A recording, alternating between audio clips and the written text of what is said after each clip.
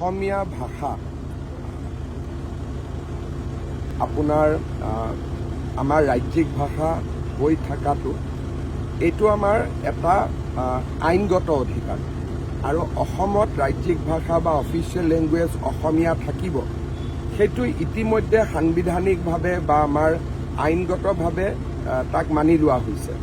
ভাষা কাৰো ব্লেকমেইলৰ চিকাৰ হ'ব নোৱাৰে।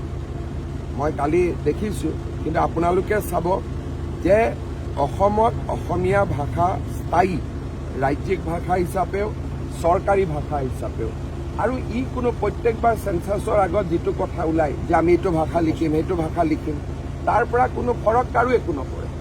আপুনি যি লিখিব ইচ্ছা আছে লিখক, কিন্তু অসমীয়া য'ত আছে তেনেকেই থাকিব। আৰু বিশেষকৈ আমাৰ চৰকাৰ থাকোঁতেতো এইবোৰ চিন্তা কৰিবলগীয়া কথাই নহয়। গতিকে তেওঁলোকৰ মূৰত কোনোবাই সোমাই দিছে যে বেছি মানুহে অসমীয়া নক'লে অসমীয়া ভাষাটো হেৰাই যাব।